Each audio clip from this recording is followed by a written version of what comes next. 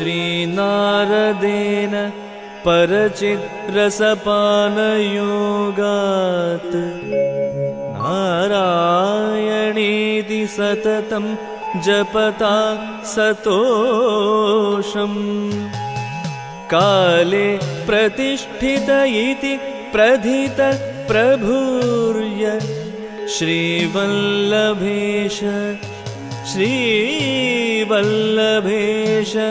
भवता तव सुप्रभातम् श्रीवल्लभेश भवता तव सुप्रभातम्।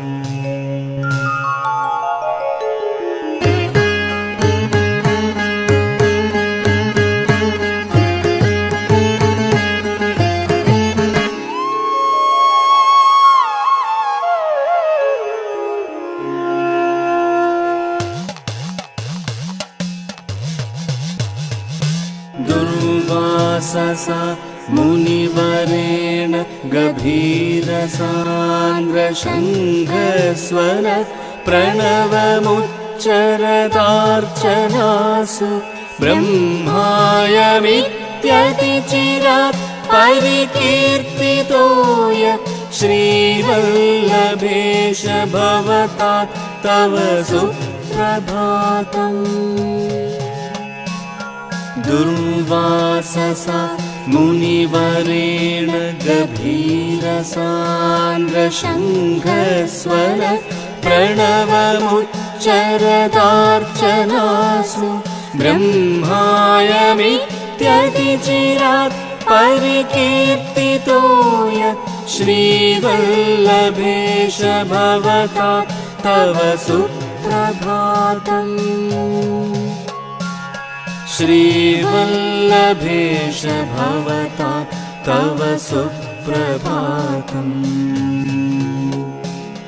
श्रीवल्लभेश भवता तव सुप्रभातम्। श्रीवल्लभेश भवता तव सुप्रभातम्।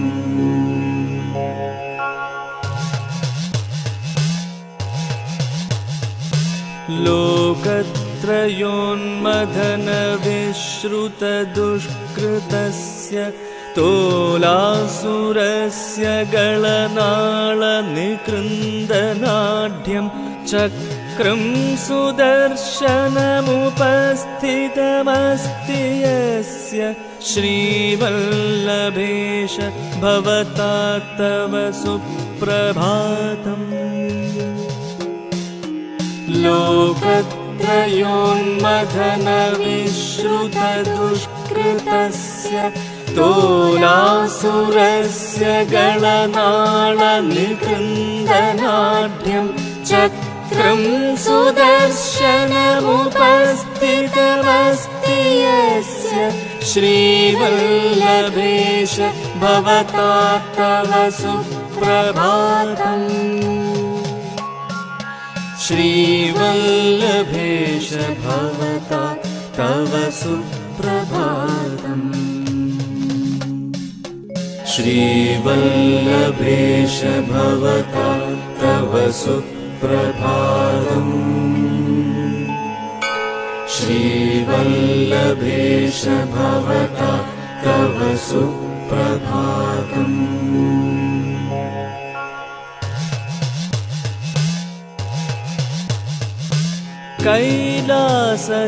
कैलासशैलपतिना गणनाथ विश्वक्सेनार्यकैश्च विबुधैरुपसेव्यमान बाभादिय प्रणतभक्तजनानुकम्बि श्रीवल्लभेश भवता तव सुप्रभातम् कैलासशैलपतिना गणनाथ विश्वक्सेनार्यकैश्च विबुधैरुपसेव्यमान बाभादिय प्रणतभक्तजनानुकम्बि श्रीवल्लभेश भवता तव सुप्रभातम् श्रीवल्लभेश भवता तव सुप्रभातम्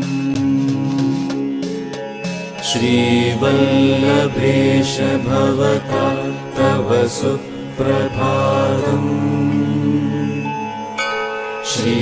श्रीवल्लभेश भवता तव सुप्रभातम्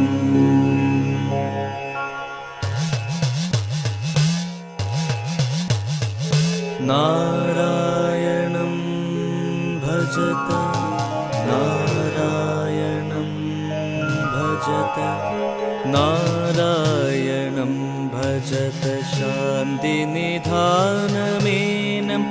इत्यादरादुपदिशन्निव वैनतेय सध्यानयोगमनुतिष्ठति यत्पुरस्तात् श्रीवल्लभेश भवता तव सुप्रभातम् नारायणं भजत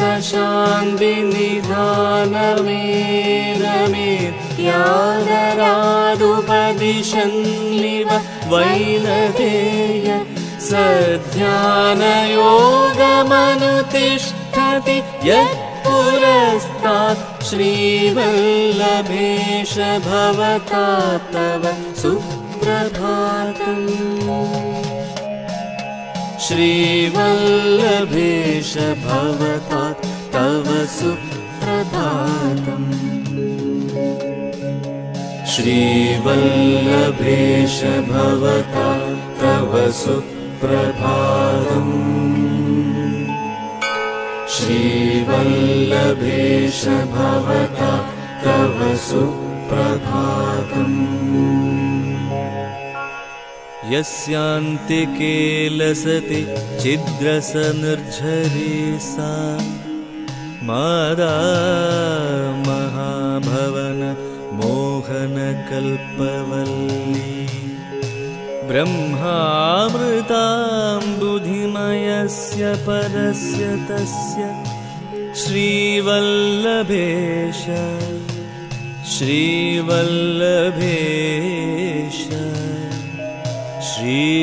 श्रीवल्लभेश श्रीवल्लभेश भवता तव सुप्रभातम्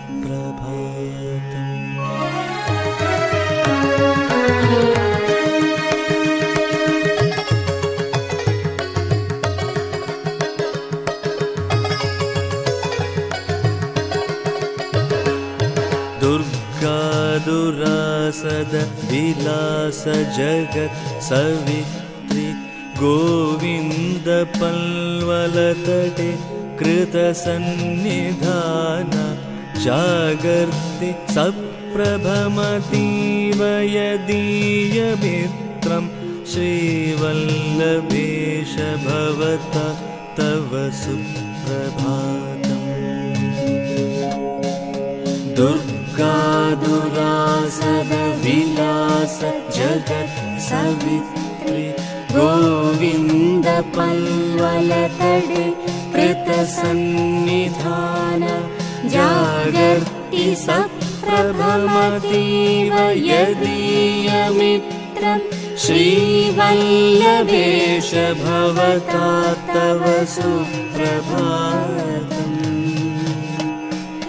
श्रीवल्लभेश भवता तव सुप्रभातम्। श्रीवल्लभेश भवता तव सुप्रभातम्। श्रीवल्लभेश भवता तव सुप्रभातम्।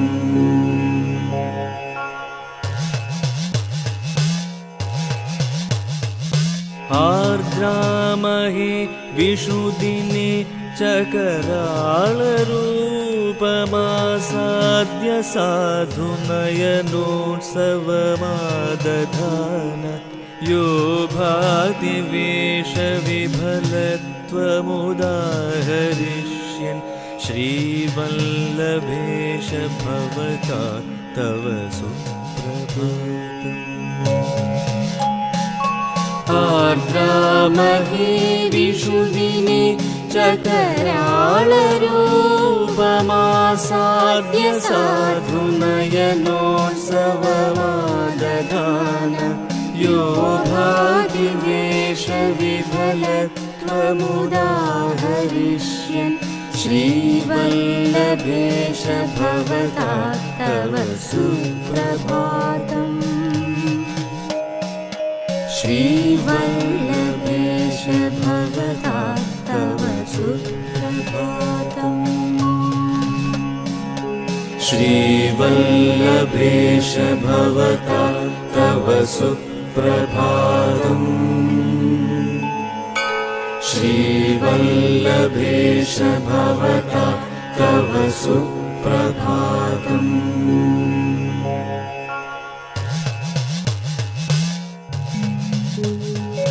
मेषोदये नियतं पुत्रदिने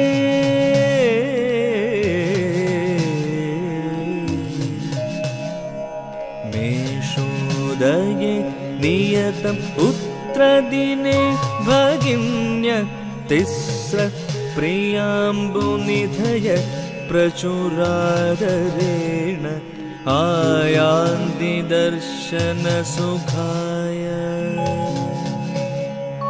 आयान्ति दर्शनसुखाय मघाय यस्य श्रीवल्लभेश भवता तव सुप्रभातम्।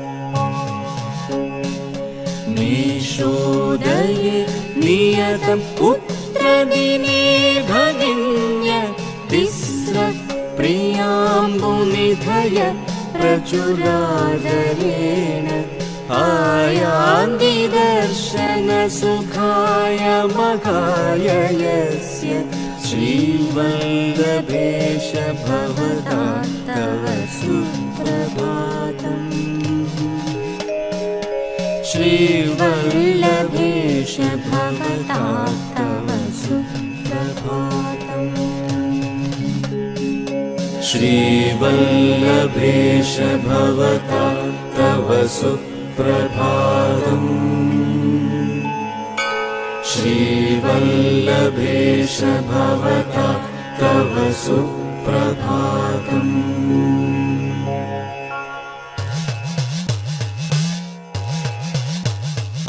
दृष्ट्वा प्रमोदतरला प्रियसोदरीस्तास्ताभिः समं सुखतमं सुदिनं च नीत्वा ताभ्य प्रदेयमपि यत् सदयं ददाति श्रीवल्लभेश भवता तव सुप्रभातम्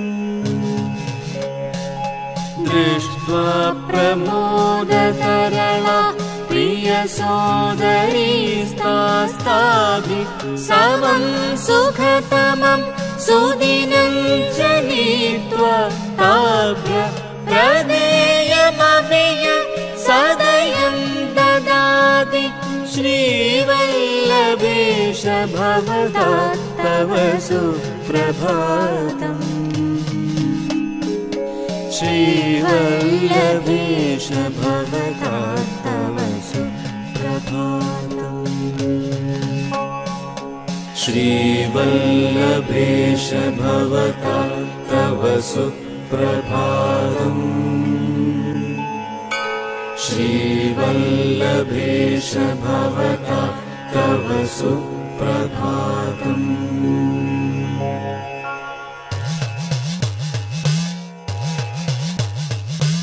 यस्य प्रभूतसुकृतायितसोदरीभिः सम्मेलनं भवति दिव्यमहोत्सवो न शुभ्रातृसत्तमगुणप्रकरस्य तस्य श्रीवल्लभेश भवता तव सुप्रभातम् यस्य प्रभूतसुकृतायितसोदरीभिः सम्मेलनं भवति दिव्यमहोत्सवो न शुभ्रातृसत्तमगुणप्रकरस्य तस्य श्रीवल्लभेश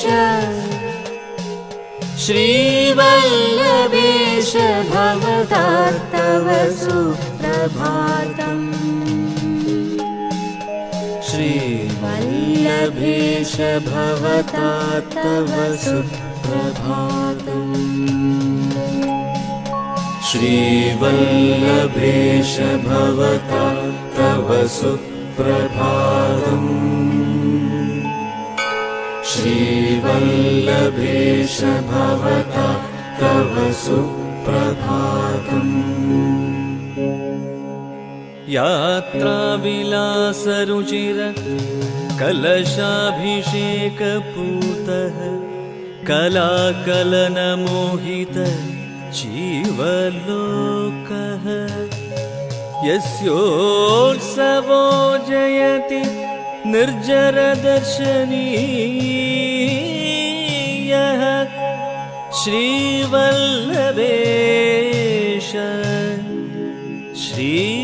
श्रीवल्लभेश भवता तव सुप्रभातम्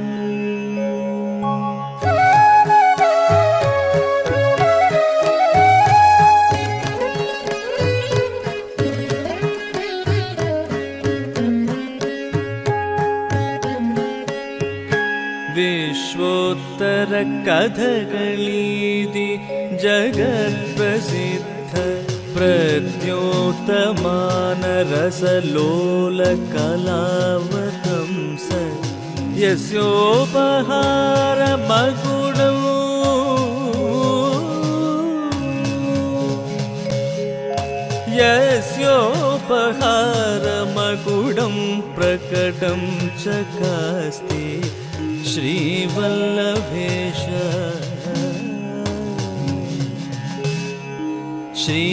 श्रीवल्लभेश भवता तव सुप्रभातम्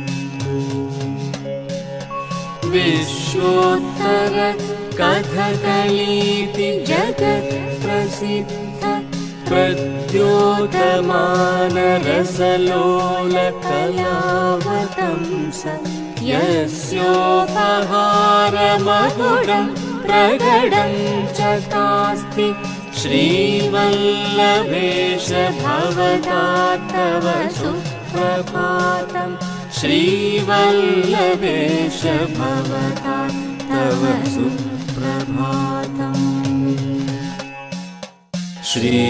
श्रीवल्लभेश भवता तव सुप्रभातम् श्रीवल्लभेश भवता तव सुप्रभातम्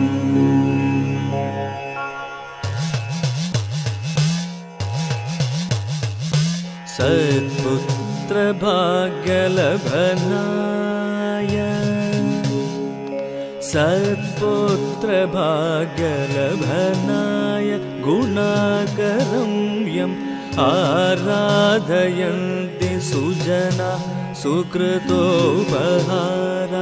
तस्य प्रपन्नजनकल्पमहीरुहस्य श्रीवल्लभेश भवता तव सुप्रभातम् सत्पुत्र भाग्यलभनाय गुणाकरं यम् आराधयन्ति सुजना सुकृतोपहारा तस्य प्रपन्नजनकल्पमहीरुहस्य श्रीवल्लभेश भवता तव सुप्रभातम् श्रीवल्लभेश भवता तव सुप्रभातम् श्रीवल्लभेश भवता तव सुप्रभातम् श्रीवल्लभेश भवता तव सुप्रभातम्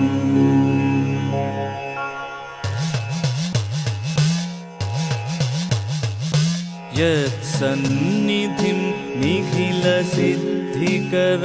समेत्य दत्त्वा शरणं प्रथमत पितर शिशूनां सम्प्रार्थ्य भावुकभरन्ति नो भवन्ति श्रीवल्लभेश भवता तव सुप्रभातम् यत्सन्निधिं निखिलसिद्धिकरं समेत्य दत्त्वा शरणं प्रथमत पितर शिशूनां सम्प्रार्थ्य भावुकभरं कृतिनो भवन्ति श्रीवल्लभेश भवता तव सुप्रभातम्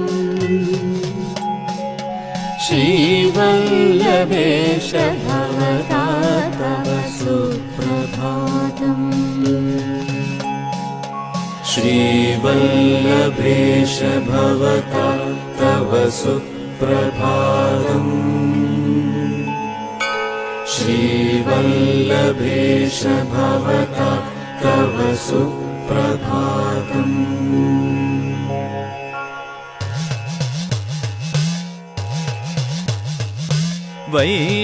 वैकुण्ठसीम्नि वरवैष्णवधाम्नि साधु गोपालभूसुरसुत इव बालकास्ते यस्याजिरेषु विहरन्ति विवृद्धमोदा श्रीवल्लभेश भवता तव सुप्रभातम् वैकुण्ठसीम्नि वरवैष्णवधाम्नि साधु गोपालभूसुरसुत इव बालकास्ते यस्याजिरेषु विहरन्ति विवृद्धमोदा श्रीवल्लभेश भवता तव सुप्रभातम् श्रीवल्लभेश भवता तव सुप्रभातम् श्रीवल्लभेश भवता तव सुप्रभातम् श्रीवल्लभेश भवता तव सुप्रभातम् तन्द्रीश्वरैः प्रथितगर्तवनाधिवासे मन्द्रैः क्रियावरयुतैः परमर्जमानः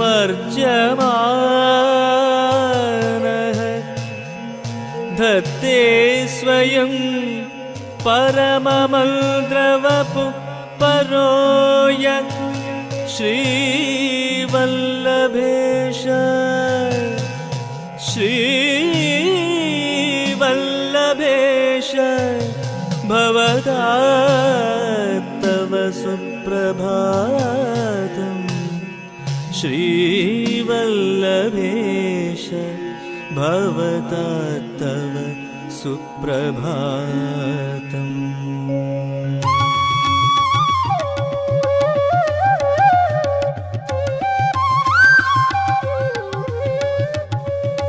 तीर्थाम्भसां निखिललोकसमादृतानां सारायते विमलतीर्थजलेन यस्य स्मृत्यैव पावयति यः कृतिन स्वभक्तान् श्रीवल्लभेश भवता तव सुप्रभातम्। तीर्थाम्भसां निखिललोकसमादृतानां सारायते विमलतीर्थजलेन यस्य स्मृत्यैव पावयति यः कृतिन स्वभक्तान् श्रीवल्लभेश भवता तव सुप्रभातम्। श्रीवल्लभेश भवता तव सुप्रभातम्। श्रीवल्लभेश भवता तव सुप्रभातम्। श्रीवल्लभेश भवता तव सुप्रभातम्।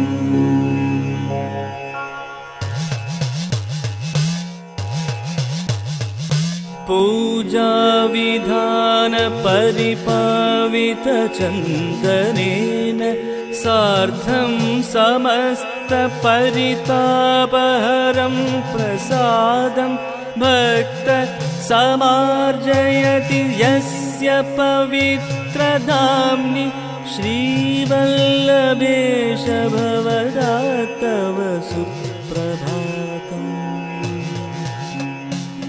पूजाविधानपरिपावितचन्दनेन सार्धं समस्तपरितापहरं प्रसादं भक्त समार्जयति यस्य पवित्रधाम्नि श्रीवल्लभेश भवता तव सुप्रभातम्।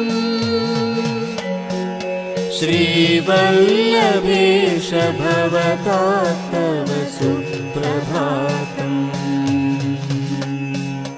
श्रीवल्लभेश भवता तव सुप्रभातम्।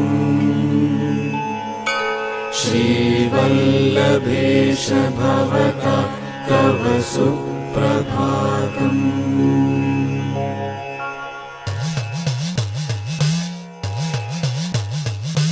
यस्यालये त्रिमधुरस्य लवाशनेन सज्जीवितं मधुरितं भवति क्षणेन सद्य सतां परमनुवृत्तिदायकस्य श्रीवल्लभेश श्रीवल्लभेश भवता तव सुप्रभातम्।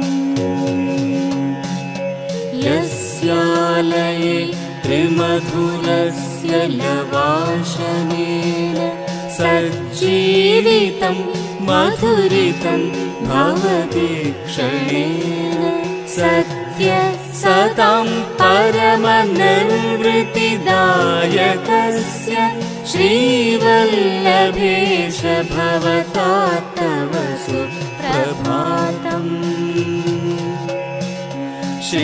श्रीवल्लभेश भवता तव सुप्रभातम् श्रीवल्लभेश भवता तव सुप्रभातम् श्रीवल्लभेश भवता तव सुप्रभातम्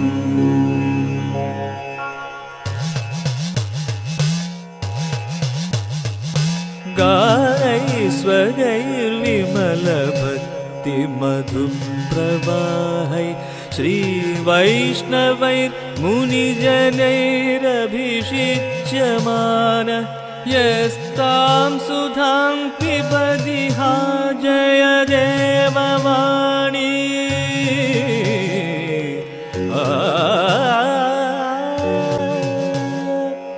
यस्तां सुधां पिबति हा जय देववाणी श्रीवल्लभेश भवता तव सुप्रभातम् गानै स्वकैर्विमलभक्तिमधुप्रवाहै श्रीवैष्णवैर्मुनिजनैरभिषिच्यमान यस्तां सुधां पिबति हा जय देववाणी श्रीवल्लभेश भवता तव सुप्रभातम् श्रीवल्लभेश भवता तव सुप्रभातम् श्रीवल्लभेश भवता तव सुप्रभातम् श्रीवल्लभेश भवता तव सुप्रभातम् एकादशी व्रतपरा विमलाशया यम् एकान्तभक्तिभरिता समुपास्य देवम् सायुज्यमाप सकलार्चित संक्रमार्य श्रीवल्लभेश श्रीवल्लभेश भवता तव सुप्रभातम्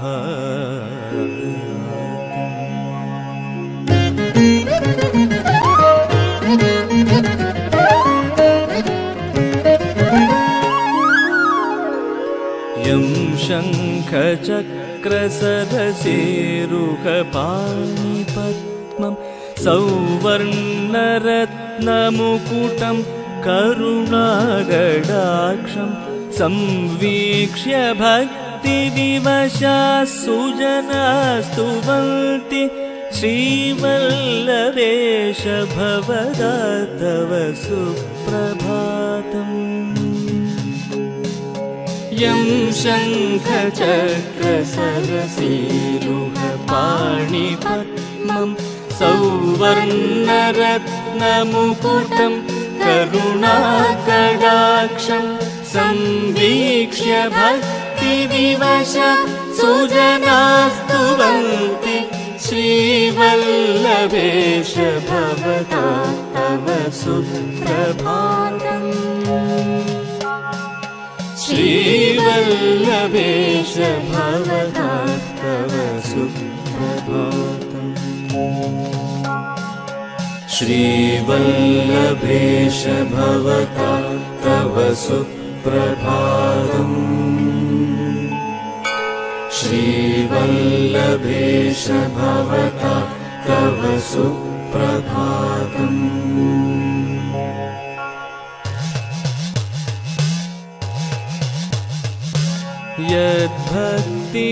यद्भक्तिनिर्भरतया सुकृतोत्तमानामार्जीकृतं हृदयमात्मसुखोत्तरङ्गम् आविर्भवत्यलघुबाष्पसमानरूपं श्रीवल्लभेश भवता तव सुप्रभातम् यद्भक्तिनिर्भरतया सुकृतोत्तमानाम् आद्रीकृतं हृदयमात्मसुखोत्तरङ्गम्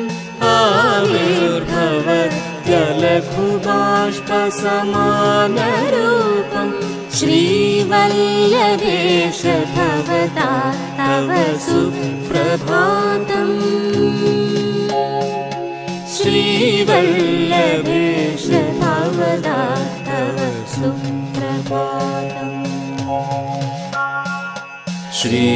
श्रीवल्लभेश भवता तव सुप्रभातम् श्रीवल्लभेश भवता तव सुप्रभातम्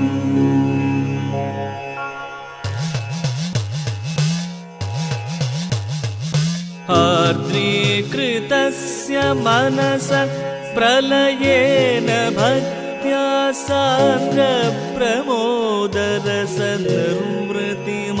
सान्द्रप्रमोदरसनिर्वृतिमास्थितास्ते ब्रह्मैकरूपमपि यस्य भजन्ति धन्या श्रीवल्लभेश श्रीवल्लभेश भवता तव सुप्रभातम् आर्द्रीकृतस्य मनस प्रलयेन भक्त्या सान्द्रप्रमोदरसनिर्वृतिमास्थितास्ते ब्रह्मैकरूपमपि यस्य भजन्ति धन्या श्रीवल्लभेश भवता तव सुप्रभातम् श्रीवल्लभेश भवता तव सुप्रभातम् श्रीवल्लभेश भवता तव सुप्रभातम् श्रीवल्लभेश भवता तव सुप्रभातम् श्रीवल्लभेश भवतामनुभूतिमाना या चोदना निखिललोकनियामिकास्ति दैवात्तया परवशेन मया कृतं त्वत्स्तोत्रं भवेत् परमिदं जगदाहिताय त्वत्स्तोत्रं भवेत् परमिदं जगदाहिताय सुप्रभातमिदं भक्त्या यः पठेत् शृणुयादपि विन्देद सर्वमर्थं स श्रीवल्लभकटाक्षतः श्रीवल्लभ